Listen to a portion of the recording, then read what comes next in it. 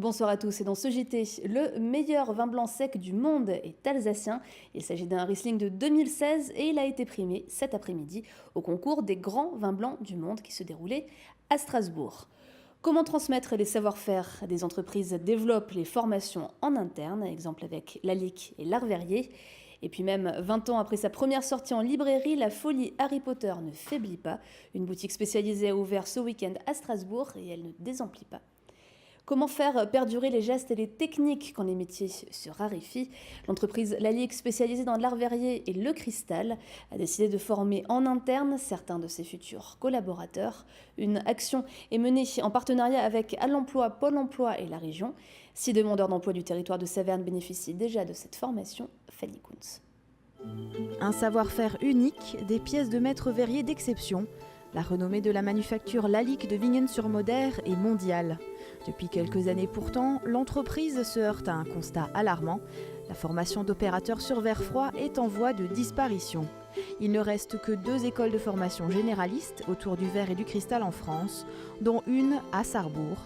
Mais comment compenser les départs en retraite quand le nombre d'étudiants en fin de parcours est insuffisant ? Pour pallier à ces difficultés, l'entreprise Lalique s'est lancée en 2013 dans la transmission du savoir-faire verrier en interne. On s'occupe de la formation en interne, vraiment à nos métiers propres.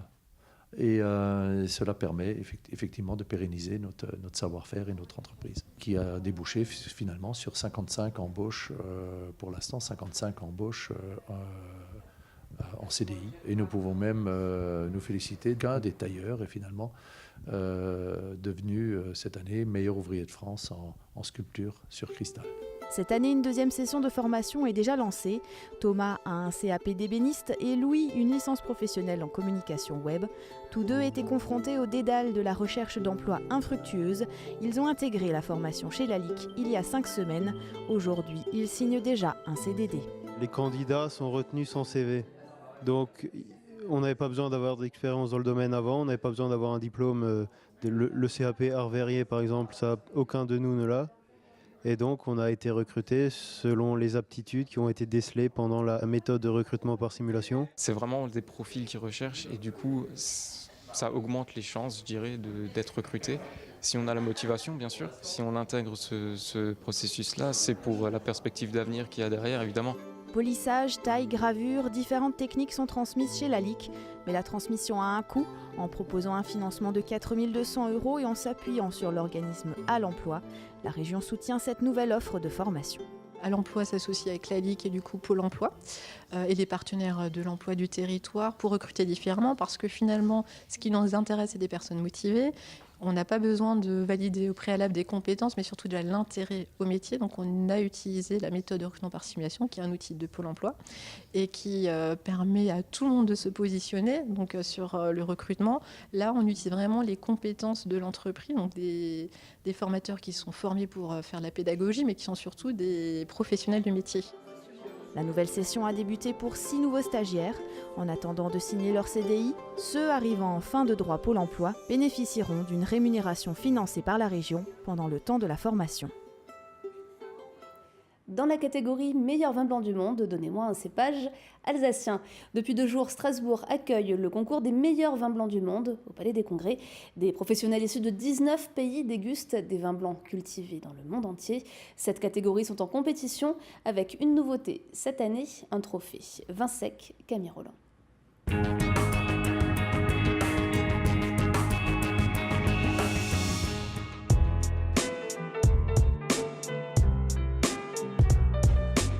Examiner, sentir, puis goûter le vin et enfin le recracher. Cette routine, les jurys vont la répéter plus de 766 fois en 2 jours. Leur but est lire les meilleurs vins blancs du monde. Pinot Gris, Riesling ou encore Sylvaner, 5 vins emblématiques d'Alsace, originaires de 18 pays, sont en compétition. L'idée de ce concours, confronter les cépages alsaciens d'ici et d'ailleurs. Ce concours, il a comme particularité d'avoir en compétition les cépages emblématiques de l'Alsace, mais qu'on retrouve dans le monde entier. Par exemple, le Riesling du monde. Eh bien, on a l'emblème Strasbourg, Alsace, Riesling alsacien, mais on a aussi, dans d'autres pays, d'excellents Riesling. Par exemple, à New York, Autour de la table, des Tchèques, des Suisses, des Anglais, des Allemands et bien d'autres nationalités, tous répartis en plusieurs groupes. Après une dégustation à l'aveugle et une notation individuelle, ils se concertent. Les 70 jurés sont sommeliers, œnologues, cavistes, acheteurs et ont tous un point commun, un palais bien affûté. Le premier critère, c'est la vue. Donc, est-ce qu'on a un défaut apparent ou pas? Est-ce que c'est limpide et brillant? Donc voilà, généralement, on a toujours des vins de bonne qualité à ce niveau-là. Ensuite, on s'occupe de tout ce qui est nez. Premier arôme quand on vient de nous le verser. Ensuite, on aère un petit peu et on passe au deuxième arôme. Et ensuite, on s'occupe du goût et on met une note globale par rapport à l'ensemble. On juge vraiment chaque vin différemment parce qu'après, on a par exemple des vins de cépage qui ne sont pas forcément des cépages qu'on a l'habitude de goûter tous les jours. On observe le nez, est-ce qu'on a des arômes, est-ce qu'on a de la vivacité, de la franchise dans le vin. Ensuite, en bouche, on goûte également la franchise, les arômes qui nous restent. Est-ce qu'il y a un goût qui reste? Et pour Justine, le meilleur vin blanc du monde a des critères bien précis. Un bel équilibre, que ce soit au niveau des arômes et au niveau de l'expression du cépage. Après, l'équilibre, il peut être sec comme sucré. Je le disais, il n'y a pas vraiment de corrélation par rapport à ça. C'est vraiment, voilà, on cherche un vin, quand on l'ouvre, on a envie de finir la bouteille. Pour la première fois cette année, le concours met à l'honneur des vins qui se dégustent secs. Particularité alsacienne, le vin sec représente 98% de la production régionale. On avait un peu tendance, et on l'a vu encore ce matin dans le concours, à la fin de la dégustation, de privilégier peut-être des vins qui sont plus généreux, qui ont un peu plus de sucre résiduel, etc. Mais je pense qu'on a oublié, alors ces vins sont agréables, certes, à déguster, mais on va en déguster un verre ou deux verres, et puis après on s'arrête. Et l'idée, c'est de finir la bouteille, d'en recommander une autre au restaurant. Tout simplement, je pense qu'il y a eu cette tendance sur le sucre, parce qu'on a aussi oublié la dimension gastronomique des vins. Voilà, on élabore en Alsace des vins qui doivent être dégustatables. Cette dimension gastronomique, donc de vins équilibrés, de vins secs, avec des acidités qui sont mûres, c'est ce qui caractérise aussi l'Alsace et c'est ce qu'on veut mettre en avant. Ainsi, les vins élus répondent avant tout au goût des consommateurs. Pour un vin sec, c'est très important que l'alcool n'est pas trop fort et avoir un équilibre d'alcool, acidité et complexité. Je pense que beaucoup de consommateurs maintenant préfèrent le vin sec. Parce que très souvent, la combinaison de vin et aussi la nourriture, c'est plus belle avec le vin sec. Cet après-midi, le palmarès a été dévoilé et le vignoble alsacien est le gagnant du concours. Le grand prix du jury est attribué à un Pinot Gris Vendange Tardive 2016 d'Ostheim, tandis que le meilleur vin blanc sec a été décerné à un Riesling Grande Réserve 2016 de Saint-Hippolyte.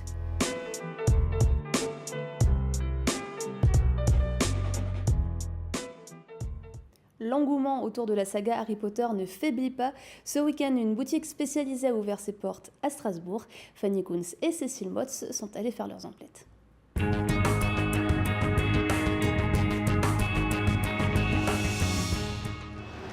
Connaissez-vous les Potterheads? Ce sont ces fans d'Harry Potter. Ils sont plusieurs milliers à travers le monde et à Strasbourg, ils sont quand même plusieurs centaines. Et ils étaient là samedi matin pour l'ouverture de l'Échoppe Magique. L'Échoppe Magique, c'est une boutique 100% Harry Potter. On y vit, on y mange, on y respire Harry Potter. Aujourd'hui, la boutique est fermée. Ils se sont fait un petit peu dévaliser samedi pendant la journée d'ouverture. Mais on va tout de suite découvrir les dessous de cette boutique.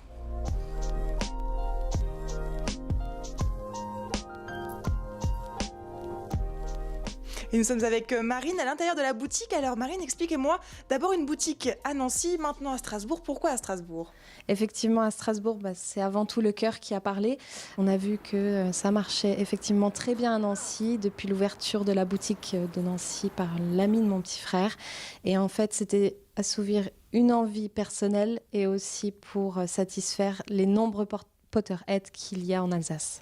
Et ici, il y a vraiment tous les produits pour être de bons sorciers. Est-ce que vous pouvez me dire un petit peu qu'est-ce qu'on peut retrouver? Les produits phares, c'est les baguettes magiques. On a également les robes de sorciers, les écharpes des différentes maisons.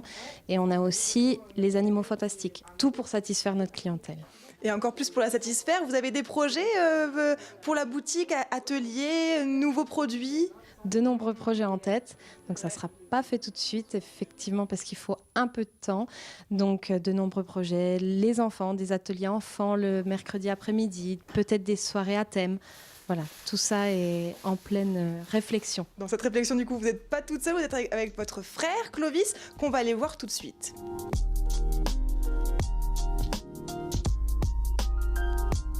Alors Clovis, dites-moi un petit peu, qu'est-ce qui a marché samedi à l'ouverture? Les baguettes évidemment, qui sont notre produit phare, mais également tout ce qui est mug, verre, mais surtout les vêtements comme les capes, les écharpes, qui font l'attirail complet du jeune sorcier. Et ce qui est aussi atypique ici, c'est qu'on ne retrouvera jamais les mêmes produits, ça va changer quand même, ça va se diversifier. C'est notre volonté. On souhaite avant tout faire tourner notre stock, évoluer les choses avec de nouveaux produits, de nouvelles gammes pour satisfaire sur le long terme nos Potterheads. Pour choisir aussi votre baguette, l'ouverture c'est demain. Aujourd'hui c'est un peu le rangement et on refait les stocks. Il y a déjà des premiers curieux qui sont devant la porte, mais demain, 10h30, l'échoppe magique rouvrira ses portes. Depuis 1986, l'Association générale d'Alsace et de Lorraine, dite AGAL, octroie des bourses à des jeunes Alsaciens et Lorrains étudiant à Paris. Nora Bouriois.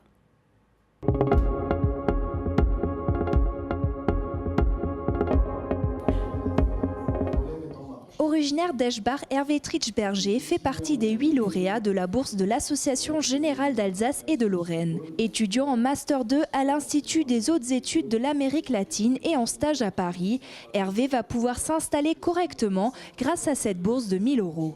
Quand j'ai commencé les études donc en septembre, il a fallu que je trouve un appartement chez un copain, aller là-bas, dormir créché en quelque sorte chez des amis parce que j'avais pas assez de revenus pour pouvoir payer un loyer. Même chose pour cette Alsacienne de 23 ans, Catherine Milon, étudiante depuis 2 ans à Paris en Master 2 de sciences sociales des religions. Elle va pouvoir ainsi mieux préparer son futur projet. L'année prochaine, je vais faire une année préparatoire au doctorat.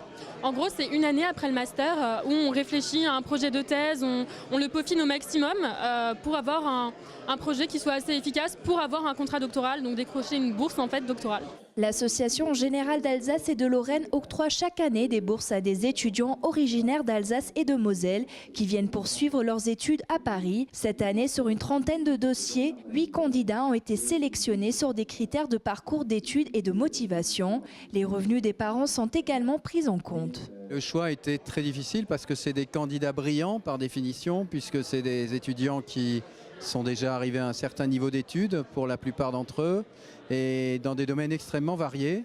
Et nous ne voulons pas nous spécialiser dans telle ou telle discipline. Par conséquent, nous sommes obligés d'avoir un panel de jeunes gens qui soient équilibrés aussi entre les garçons et les filles, entre les spécialités et aussi entre la répartition régionale. Depuis 1986, la GAL a déjà attribué 226 bourses financées par des donateurs membres de l'association. Pour postuler à cette prochaine édition, il faudra attendre la fin d'année. RGDS, partenaire des Alsaciens qui s'engagent. Et c'est l'heure de l'image du jour, Camille Roland. Tout le monde aime décidément le Racing, à en croire cette photo de Laurent Paganelli, ancien footballeur et consultant à Canal+. Il a revêtu le maillot du club pour remettre le prix de l'homme du match au joueur Mats Sels hier soir à l'issue du match PSG Racing. Tout le monde aime donc le Racing, sauf Thomas Tuchel, le coach parisien qui s'est ému de cette célébration pas très impartiale. Le journaliste a plaidé la blague et présenté ses excuses. S'il n'est plus le bienvenu au Parc des Princes, il devrait s'être au moins fait des amis à la Méno.